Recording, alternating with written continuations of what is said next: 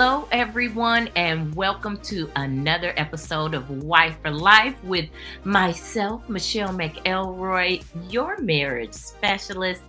And today, y'all, talk about a life story. OMG, I cannot wait for you guys to hear what I have already heard, which is Raquel Roberson's life story.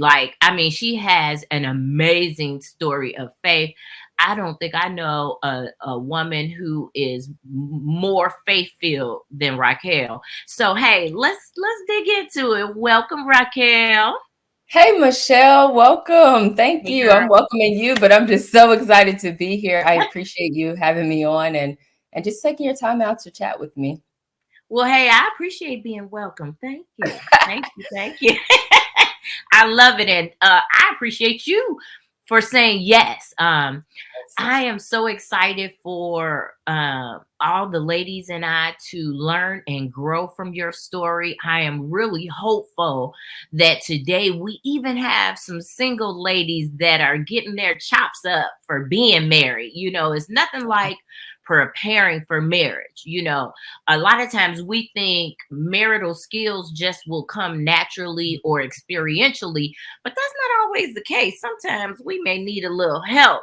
And so that's why I feel so blessed and honored to have you today, because I know we collectively are going to grow from your personal journey as a woman and as a wife. So tell us a little bit about who Raquel is, who she's married to, and how long you've been married.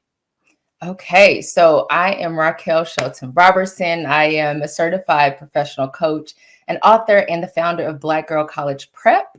I have been married, the privilege and the pleasure to be married to Dr. Joe Lewis Roberson, Ooh. who, he just finished his PhD about 6 months ago. And so that has been a journey. But I'm married to Dr. Joe Lewis Roberson. He's the founder of Our Fatherless Foundation. So he has a heart for leadership, mentorship, service. He's in project IT management and runs a nonprofit. So that's who I'm married to. And I've been married for 3 years and 6 months, Michelle. Nice. That's what's up. What did he get his PhD in? Organizational leadership. So he is all about emotional intelligence and organizational leadership. So I he is love. all about supporting the emotional side of organizations and building firm leaders. Ooh, that makes me so happy because I'm thinking, ooh, I hope he's bringing that home too. I can't tell you, and I know we'll get into some of that. I Huh. can't tell you how much I have learned and gained and just been refined under his leadership and really supporting him through that PhD process, because that's our degree. Okay. We both have rolled up our sleeves and put the work in to make that happen. So but a little bit about me. That's what I do. That's who I'm married to. My journey to getting to marriage has been certainly an interesting one. I heard you mention in the open, you hope that Mm. are some singles out here listening. And I do believe there is something that we can learn from everyone's life and path. Yeah. Um, Yeah, yeah, because I your guess. story is powerful. Yeah. So I guess I'll get, are we going there, Michelle, right Let's now? Do we go. just go Let's right into go. it? Let's Okay. get into it. Okay. So the best way to really dive into what led me to this marriage space, we'll go back to 2017. In 2017, I lost four of the most important people in my life back to back in like a 9-month span. Mm. And one of those people were the matriarchs of my family, my beloved Aunt Brenda. And as a result of her death, I inherited two relatives that she otherwise would have cared for. And so I am in my profession and in my career working here in Atlanta, Georgia. At the time, I was working for CNN and just in the hustle culture, chasing this dream of production and working in the industry and things of that sort. So when tragedy hit, I inherited these two babies, moved them here to Atlanta, Georgia. And so now I'm an instant single mother of two. Yeah. And How old were they? the children at the time were 8 and 11. 8 and 11. Okay. Yeah, 8 and 11, yeah, middle Wow. school and That's a big adjustment. a huge adjustment, a huge adjustment. And so, as you could imagine, within the realm of dating and things of that sort, it impacted my relational life, my professional life. But it was also God's way to ensure me to continue to move forward because although I was dealing with an immense amount of grief, I now had these two lives that was solely dependent on me Yeah. and needing me in many ways.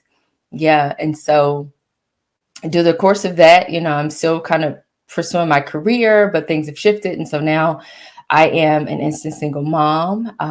And so I'm navigating through all of that, just really dealing with grief. And I was clinically diagnosed with depression and Wow. shortly a year later after the kids came. And so my mindset was in just a really interesting space and trusting God and leaning on his guidance and provision with the children and that so I'm sorry, Michelle, am I hopping right into the dating part at this point? No, no, Okay. it's okay. I just Okay. want to, man, like I just want to take a moment and a beat just to empathize with you and what that must be like. I have not been identified as clinically depressed, but girl, I had three children back to back to back. And man, it's like potty training one and two in diapers and a husband that's working out of town 4 to 5 days a week. That's rough on any individual. So the fact that you didn't even get to gradually go into that it was instant, I can imagine how heavy that must have been for you. Yeah, certainly. And so again, just it was almost like 2 days I had to make the decision. They moved here and getting them in school and registering. And yes, so without having proper time to onboard, it was a challenge and it impacted me in many ways. Yeah. And so throughout my career before the children, I've prided myself in making things happen. I've always been an independent mover and shaker. Mm, And that just really solidified that God is in control, and we may have our lives planned out and planning these course of things and making goals and setting these things, but in an instant, anything could shift and change. And I think that's where I first kind of learned to be more agile yeah. uh, and really just fluid and flexible to trust God. Yeah. So as a result of being diagnosed and recognizing the um, immense responsibility that you had, what difficult choices did you have to make during that time?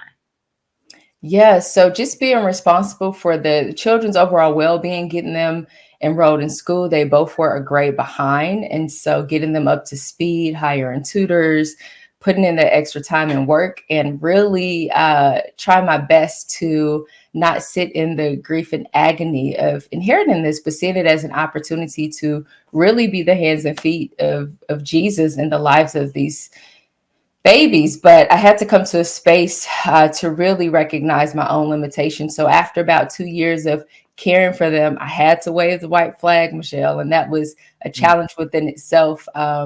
Because here I am, this go-getter, this mover shaker that embraces challenges and run towards them, and then reaching a point in my life to realize that this isn't it, and I can't give them more that I don't have, and I don't have anything in my cup to pour out into them.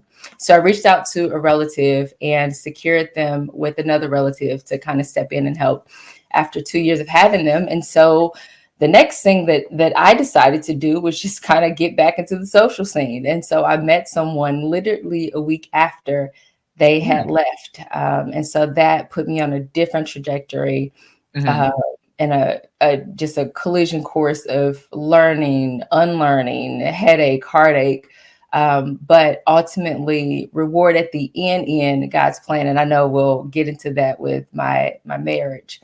Yeah. But yeah, So tell me, how long did okay, so it took a week before you start dating. And then it sounds like at the time you thought you met a special someone. How long did you guys date before you got engaged? Yes. So after about 6 months, this man proposed to me. And for the single ladies out there that are listening, and not even just the single ladies, we don't make the best decisions when we can't see, right? If our Mm. glasses are foggy or clouded, Ooh. we're not in a healthy space to see. And of course, this is hindsight now talking. Mhm. But at that moment, I am seeing me garnering back a part of my life that I felt I lost, or, I now have someone interested. My life is not dedicated towards, moving past grief or raising children. And so it was easy for me to just kind of get sucked up into that relationship so quickly. And it wasn't God's best for me. And I could say that again now, hindsight, but in that moment, meeting someone immediately after something tragic, I think it's so important to heal and Mhm. to put the time in to recognize how you're feeling and really being in tune with your emotions, having some close confidence and people around you that could, help you see and be your second set of eyes. So I got in this relationship. He proposed 6 months later. And literally, I was put on the spot by the proposal. And of course, the pressures of, wanting this on the back end, being the oldest of my grandmother's children that had not married, no children, and then the idea of having this man that's asking to extend his hand. And so I said yes. But offline, we had the conversation that, hey, just because you got a yes right now, I still need to see you and spend time with you and get to learn you in different seasons of our lives. And so that was the beginning of the end, and not the end in a way that's negative, but the end of that road and the beginning of a new road, a new door that was opening. Because through the course of that short engagement, I had to really lean in on God for clarity. The more I Mm. started, yeah, Michelle, getting these unctions, these feelings, and these, flags that start to blare. Um, Mm. yeah, again, I mentioned I was clinically depressed, so I was on different medications right after the children left. And so a couple of months after that, I got off my depression. I'm in a relationship, otherwise seeming healthy and trying to grow and get back out there. And I started to see clear, a little bit more clearly. And so tons of red flags were there. And I struggled with working to acknowledge them, but just kind of see something. And I Yeah. think when we see something, we're bargaining with ourselves. And anytime we have to talk ourselves into something or bargain with ourselves, we get the shorter end of the stick. We're going to get the worst end of the deal because we're Yeah. bargaining against ourselves. Ooh, that's good. Ooh, that's so good. That reminds me of a quote by Maya Angelou. When people show you who they are, Mhm. believe them. And oftentimes we let what our desires are cloud, as you say, cloud our glasses to really see that this is not it. And Yeah. I love how you said God said this is not the one, that he actually had someone better for you. And I feel like maybe he had somebody better for that guy too. You know what Yeah. I mean? Like, Yeah. It goes both not ways. to be so boastful of ourselves, but the right one is not, it's not that you're not a good person or they're not a good person. It's just not a good fit. Yeah.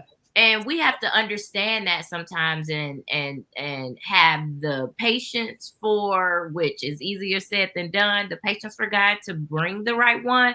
But also, I love what you said, is being careful that we know ourselves, to not date while we're depressed, to give Yeah. ourselves time to heal.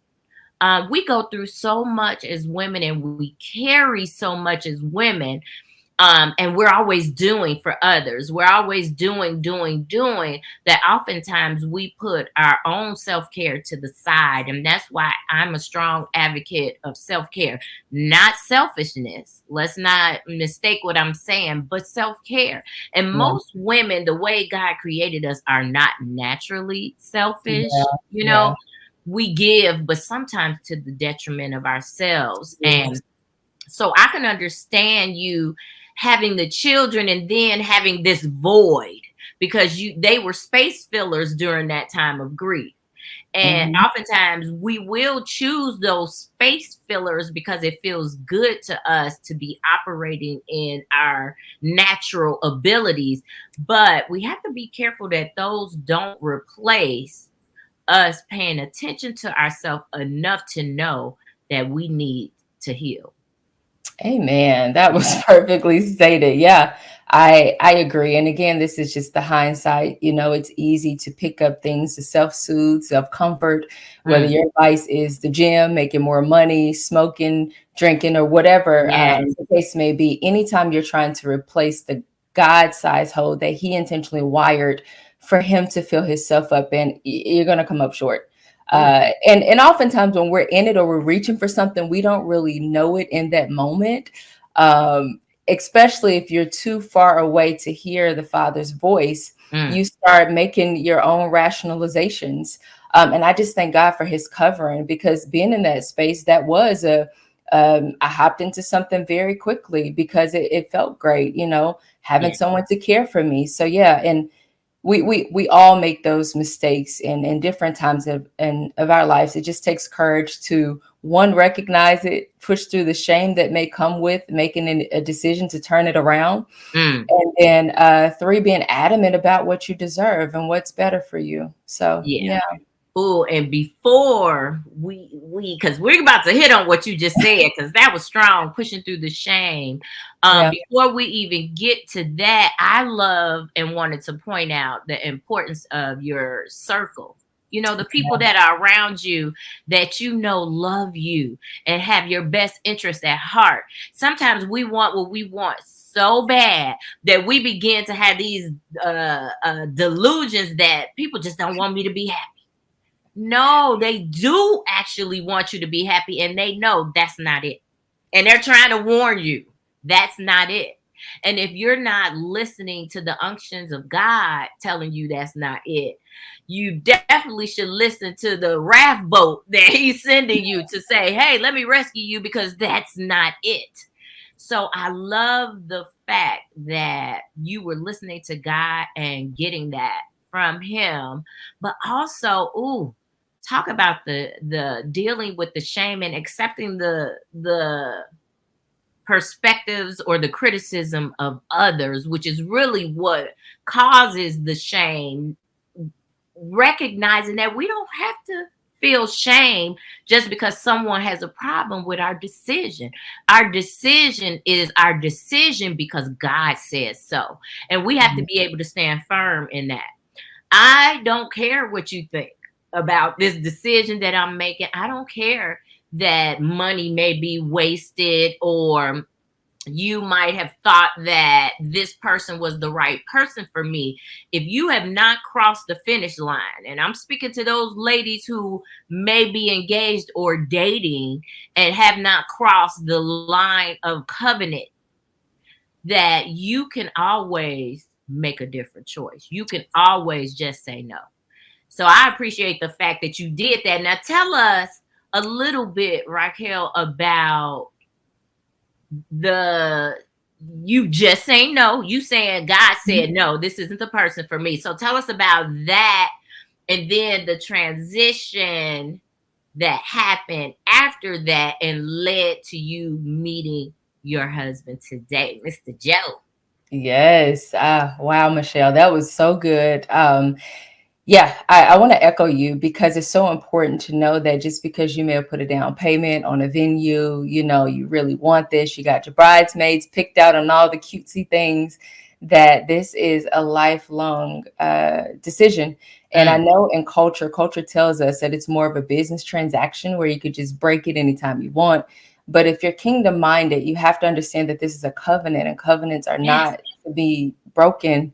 You know, it's not just a, hey, I don't like this, I don't like them anymore, I want to opt out. This is your life decision. And we have got to be just cognizant as women to not base long-term life decisions on temporary feelings and emotions. Goodness. So for me, after maybe 2, 3 months in, I started seeing again. By then, the kids are gone. I'm off my depression medication. I'm seeking the Lord, because now I'm engaged. So I'm really seeking Him. God, show me, help me. And a prerequisite for me was to attend premarital counseling. Mm, And when it became problematic for him to do stuff simple as what is your credit score? What are your thoughts on this? And there's tension and, immaturity there. Those were signs. Proceeding with premarital counseling, the counselor's looking at me like, girl, but being professional, what are you thinking? If you all can't even resolve these type of conversations outside of my presence, that's a problem. mm, And so mm, just seeing this combination, at that time I did have photo shoot, I did have bridesmaid, I did mm. have down payment. Wow. Because if I'm honest, Michelle, on the back end, I was thinking, well, maybe he'll change. And I think Ooh, that is one thing that a lot of women think, that people will just change. Change doesn't happen. It is an intentional decision and a series of decisions to change. And if that yeah. person has not even demonstrated the discipline and capacity to change in their own life, they definitely won't make change for your relationship. Mm. Um, Girl, and you so preaching. Yeah, preaching. yeah, yeah. And sometimes it's a value thing, right? If they don't value communication, value financial responsibilities, value family, value certain things, those are the things that you really have to look at. It's the character type things. And when your Yeah, values are misaligned, you're always going to have some head bumping. And it's yeah. a difference valuing who cooks this day or what to wear this day. But when it comes to character oriented principle things, if Mm. y'all don't value respect, honesty, communication, that's like doomed for failure. And so those are some of the things that just scream more and more. So I by like to call those your non-negotiables. Those are yes. your non-negotiables. You must have these three things. And man, phenomenal, phenomenal. Ooh, we learning. Keep going, keep going. So here we are 3 months in, and I'm planning an exit strategy. And by then, this shame is really setting in. I mean, if I'm honest, Michelle, I was contemplating, do I just go through with it and then get an annulment and then just bow out? Because we actually, and here's another thing, we went viral on one of the popular love pages. I'm not going to mention it, for just a little bit of our story. Okay. And then again, him proposing at my birthday party while people are watching. So it was just a series of pressure filled things. And I could say this confidently now, but in the moment, I wasn't fully aware that I was factoring a lot of that into keeping it moving forward. And so we went viral, family's excited, but the Oh, premarital classes behind the doors are just kind of like, more things are coming out. I'm learning. Go ahead. Look like you want to hop I'm in. like, wait, you going too fast. I got to take that in. Y'all went viral. I mean, the pressure of going viral really contributed to you feeling like I might better go through with this. And to make a decision to not do it is all the more powerful and amazing, because that was on top of your family and friends. That's pressure if I ever seen pressure. You Yeah. didn't even tell me about that part. Yeah. I'm sorry. It just, and it's so much. Oh But my yeah, God. yeah. And yeah. And I think when you were wrapped up in the culture, if you will, especially if it's not Mm-hmm. kingdom culture, there Right. is a standard. And And say that again. Say that again. If you're wrapped up in. and the culture, there's a standard. Like these are things we just abide by because this is what's culturally acceptable. Mm-hmm. And kingdom culture is completely upside down. It's opposite. It is leaving what seemingly looks like a great deal. Or That um part. I even had Yes. a guy I went to school with that was like, if he ain't cheating or beating on you, y'all women these days want too much. Or just this, and again, that is cultural Oh, perspective. And wow. so we can't hold people that are part of the culture to kingdom expectations. And Yes. again, this is all hindsight, Michelle, but in the moment the pressure was on. I will say I've never been the type of woman to just settle or like just want a piece of a man. That's never been my MO anyway. Mm, But for me, I was really praying in prayer with the Lord and then counseling to give it a full let's see. But yeah. the more things started unraveling at that point, probably 3 months into the proposal, I needed to kind of think through my exit strategy. And so, I leaned into God more. I continue, we're still dating, and we are I'm trying to give him an opportunity to address some of these things that I'm bringing to him. Mhm. And after just realizing there's no capacity there because we don't value the same thing. And so that's Mhm. really what it boiled down to. So I love how you mentioned that it's not just about me. There's an incredible woman out there that was for him, but Yeah. for, you know, God's calling on my life that he wasn't equipped to really support, you know what I'm saying, where God was taking me. Yeah. And no shade, it was one of those come to the realization of, hey, this is just what it is. So what we're going Yeah. to do about it. Of course, he didn't see things that way. Of course, he, you know, Of course. didn't really, want to have to go through that. And Yeah. so I privately prayed about 3 months. I was really afraid. I didn't know how to break it off, because it Three was hard. months, Raquel. 3 months You after said the you prayed for 3 months. oh yeah, excuse me. Yes, Wow. ma'am. I'm praying, and yeah, and it still took a little bit longer because I'm plotting the exit strategy, right? But I'm also trying to give time. But I know deep down that this is just not gonna cut it. Mm. And the insecurities, just Yeah. me being who I am as an author, doing my thing that would clash. So it was more things. So even if I try to rationale, like, okay, well, let me see something, the Lord, something new would come about. So that's really Mm. kind of what extended it. So if I'm giving grace in this area to see if, okay, we can figure out the communication piece. But now if this offer comes in for me to speak or do something, and you have problem with that, or you feel insecure about it, so new things start showing up. Oh my God. And God is faithful. he He is is, he so is. faithful. He is. And he does that because it's so easy to rationale and to try to negotiate, which is Yeah. why that was my biggest lesson. When you don't have to talk yourself into a good idea, but once you start bargaining with yourself, you're going to lose. Ooh. Yeah.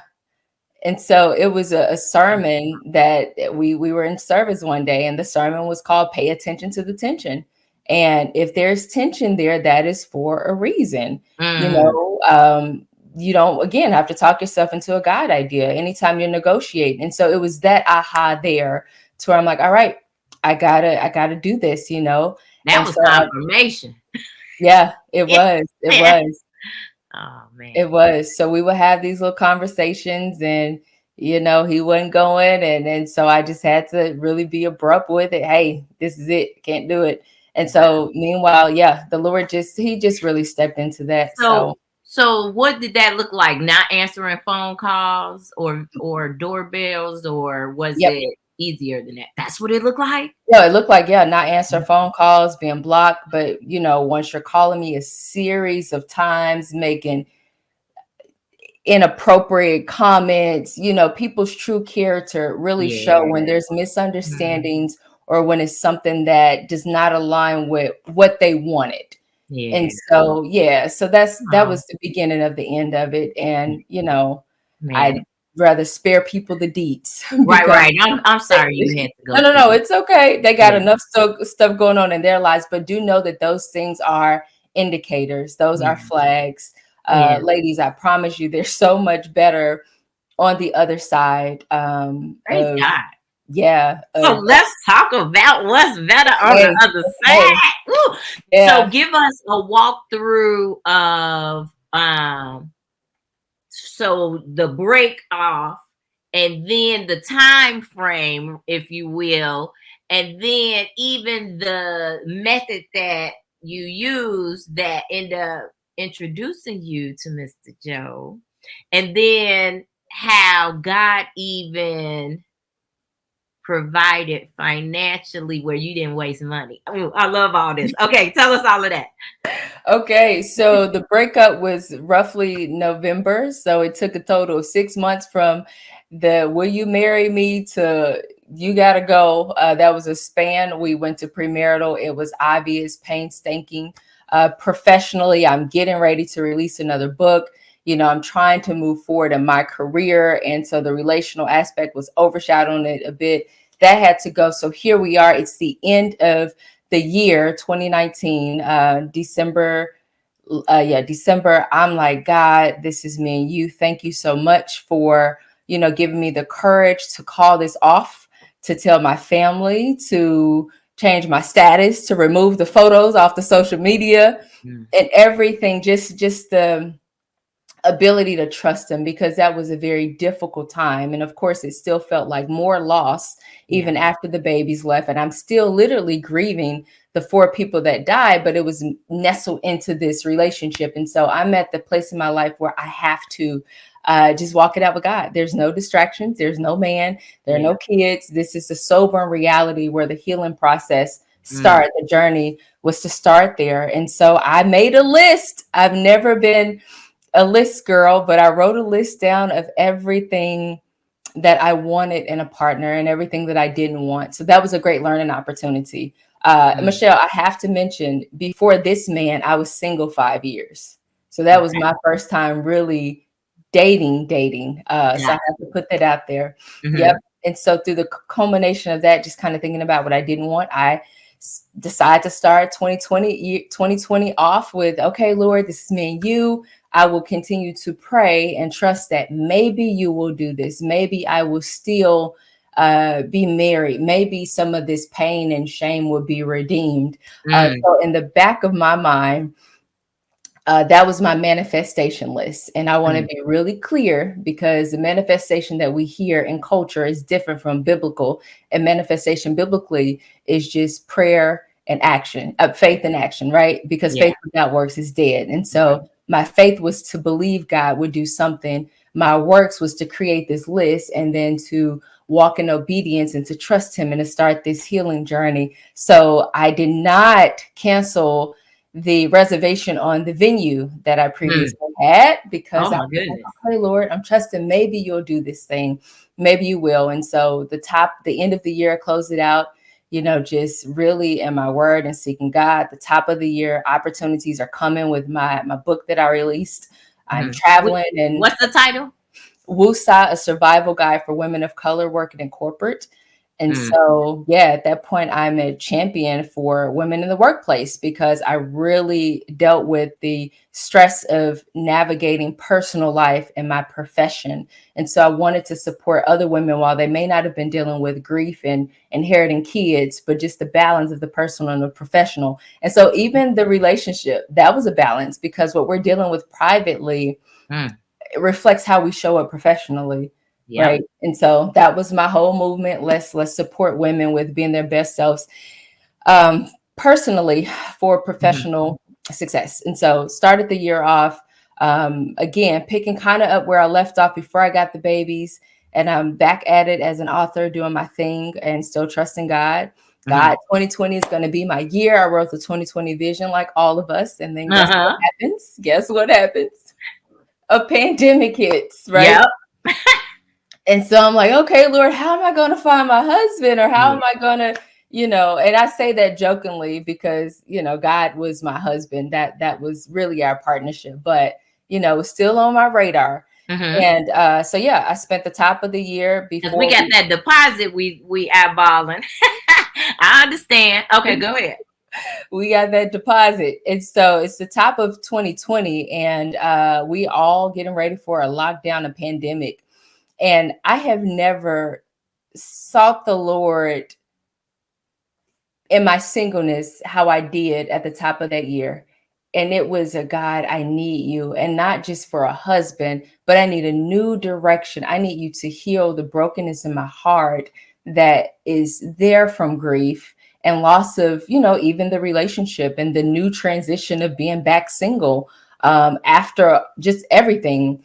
And so that was us. It was me and God. And I think a couple months since the pandemic, maybe around June, 3 months later, Mhm. just still praying and seeking. I felt the Lord drop in my spirit, I'm going to send your husband.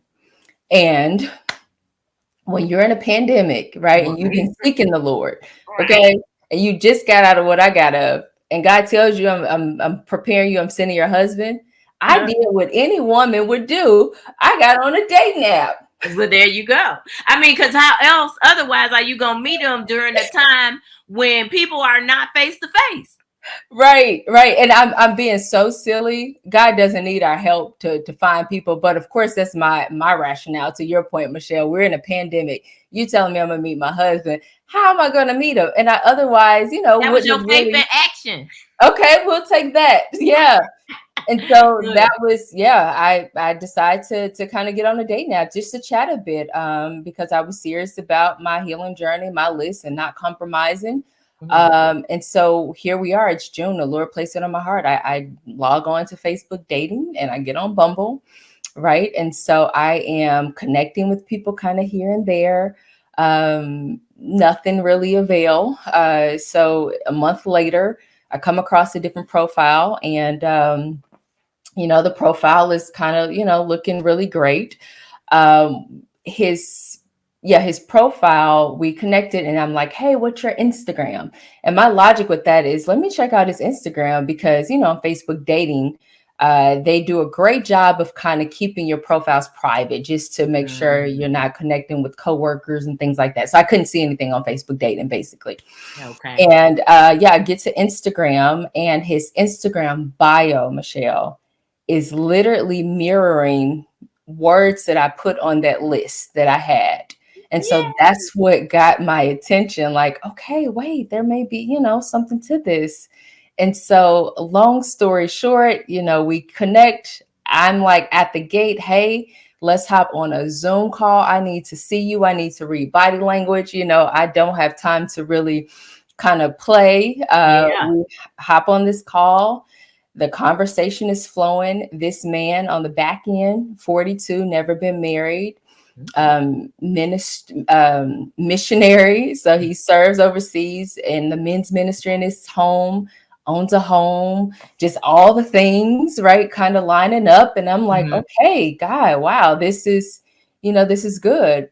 And Yeah. through the course of us talking in a very short time, 2, 3 days, I felt that this could be it. But of course, there was some fear and apprehension, because, I don't want to tell my friends about this new person, because I'm just exiting what I exited. So I was Yeah. very cautious and protective with what I was feeling, and just kind of learning about this man. Mhm. And the feeling on the back end is mutual. He has his own story of searching for his wife and being 42 and never married. But Mhm. on my end, I was just very cautious. So we're chatting. We end up meeting in person. He was traveling for work. We met when he flew back in town, Okay. and that date was 12 hours. It was 12 hours. Ooh.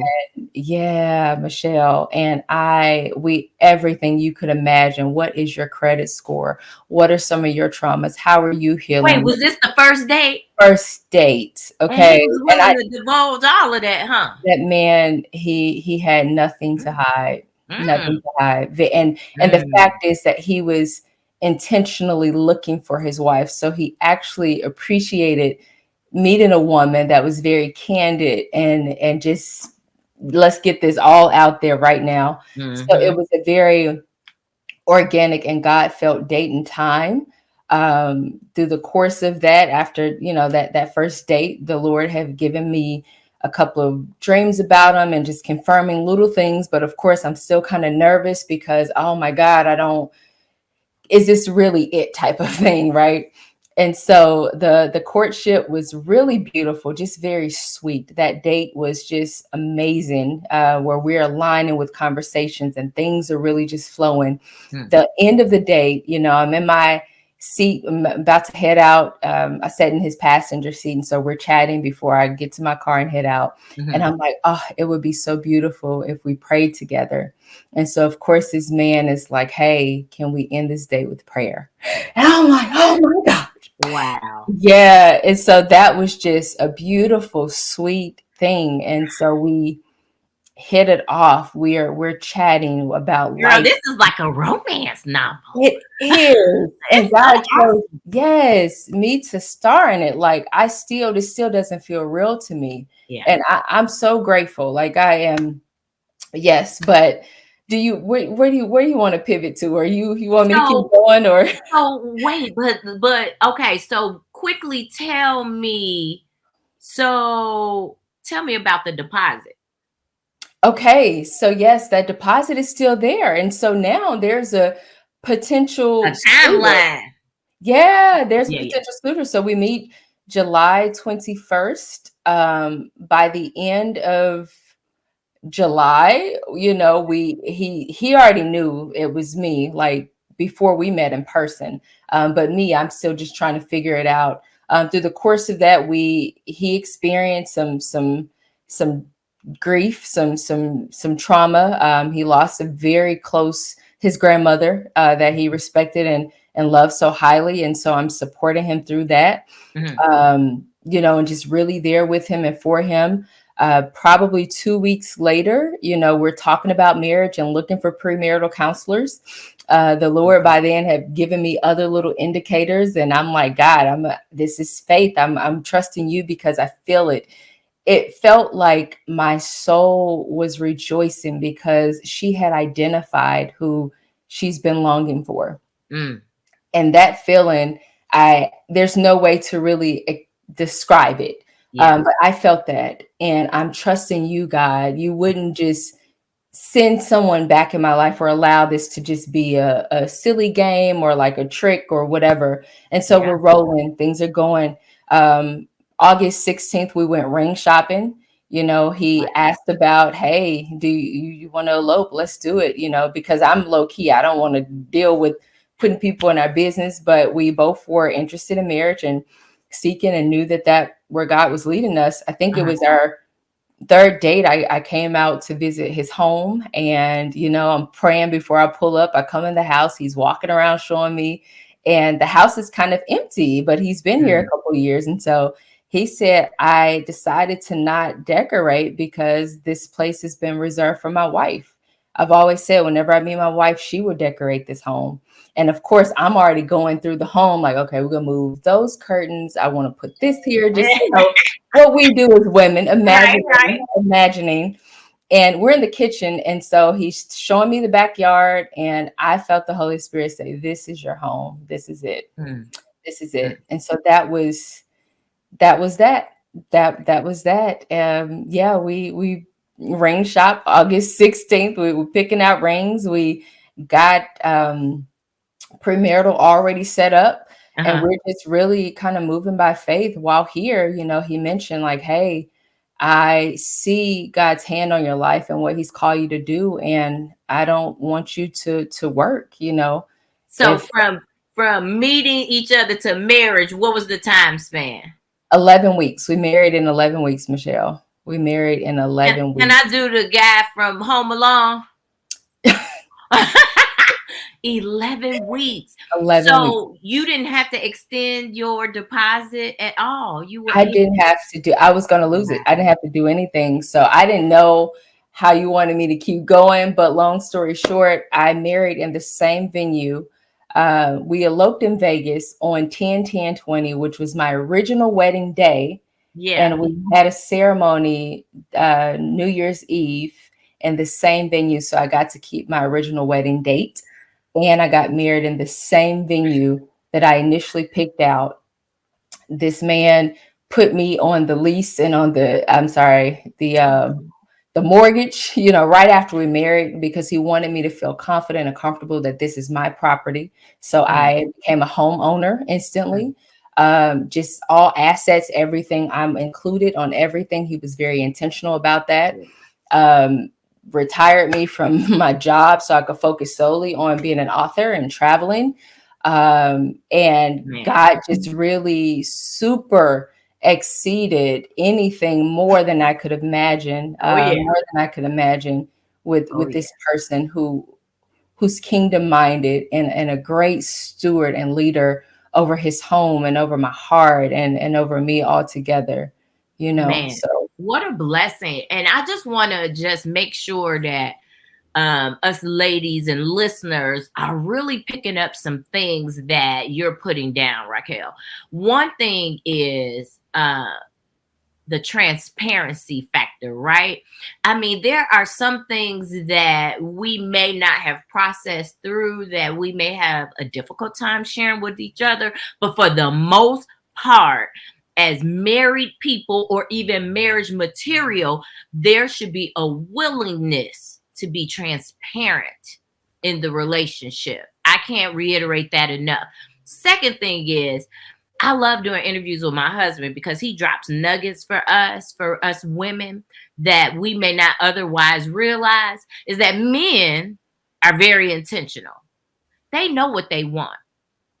And when they want it, they're intentional about getting it, including their woman.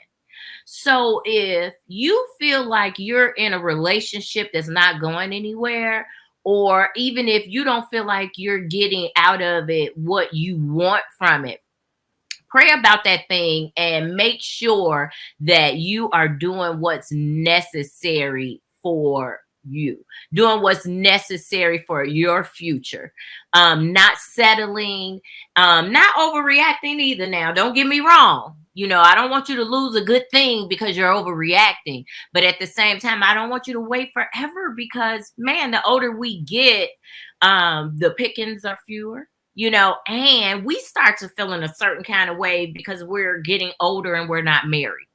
So I just want you to be very mindful that men are intentional. And even in your marriage, if there's something that you don't feel like that you're getting that you need, to advocate for that and communicate about that, not from anger or frustration, but from love and from desire to grow together in an intimate way. And intimacy is not always just in the bedroom. In fact, majority of your intimacy is outside of the bedroom. And so Amen. in order to create that intimacy, have those meaningful conversations and say, hey, I need you to be more intentional about me.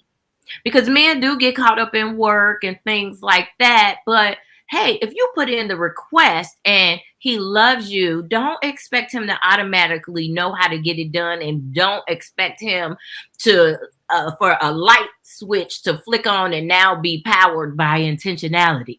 No, give it time to progress, and don't be afraid or angry to reiterate what your desires are, because they have the wherewithal to offer those things to us. They may just not have a natural mindset to do what we need them to do. So that's what I love about Mr. Joe. Mr. Joe was transparent and had intentionality about you, girl. And he wanted to also provide security, not just marital security, emotional security, because he recognized that he was marrying an independent woman. And so, how can I help feed into her willingness to allow me to take care of her? Let me put her on the mortgage. Let her know that she too is part owner of everything that I have. It's we now. It's no longer just me. Man, can we duplicate him? Can we, get, look, girl, while he sleep, get some saliva samples or something so we can put it in the lab with a test tube and begin to work on some stuff, because I'm sure there's a lot of women out there that's like, I need to be one of those. But listen, I love how you refer to him. I had another guest too who we recorded earlier today. Yeah, I'm telling, we get more in than one today. But the point is that she referred to her husband as a blessing too. And man, I love that, because I'm not opposed to venting, because we're going to have issues in our relationships. That's just the nature of relationships. Even the Bible says when you come across trials and tribulations, Yeah. not if. So that means we should expect those things. But at the same time, you could still have a blessed marriage of appreciation and joy and fulfillment. We just have to put in the work. So I Yeah. want to thank you. I want to thank you by saying this one last thing that you said during our conversation. And we may have to do a part two, because we didn't even get to talk about all the grief that you guys experienced post-marriage on his family side. And I want to eventually get a chance to share how you guys supported one another through that, and your personal way of processing through that grief. I think that would be helpful, because as we get older, death is a part of life, Yeah. and we have to be okay with experiencing that. But it's easier said than done.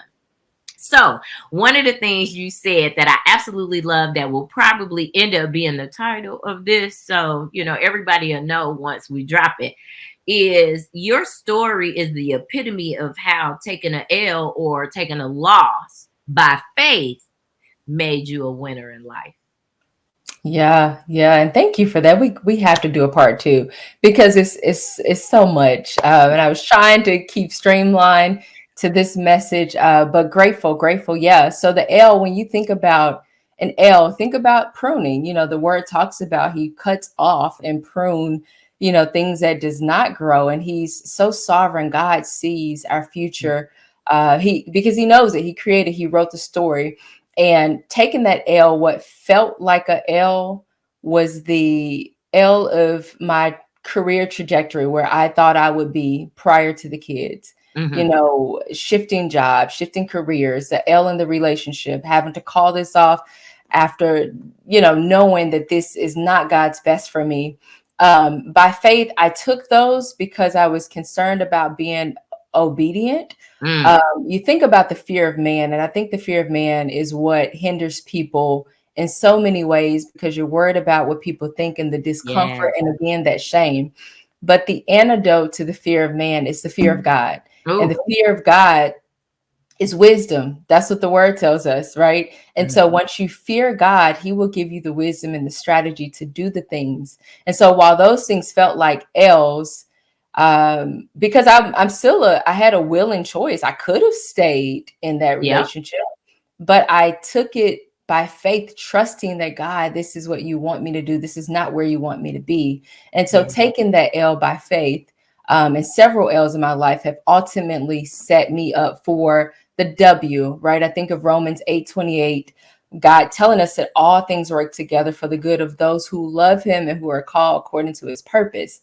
Mm. And that's the win right there, because had I not took the L or experienced a little pruning and a little cutting away, I wouldn't be where I am. And I'm still learning, got a lot to unlearn, a lot of growing to do. But I am so thankful that I took those L's, but they really turned out to be W's and blessings. So Amen. Amen to that. Well, guys, this is wrapping up this episode. And hey, we have both agreed to do a part two, Raquel and I. So stay tuned for that. But in the meantime, thank you guys so much for joining us for another episode of Wife for Life. Thank you, Raquel, for being such an awesome and generous guest. And hey, guys, listen. Go forth and be blessed and allow yourself to be pruned, as Raquel mentioned. Sometimes you got to take some losses to be a winner. Thanks for joining us. This is Michelle McElroy, hopefully your favorite marriage specialist, signing off. Have a wonderful day, guys.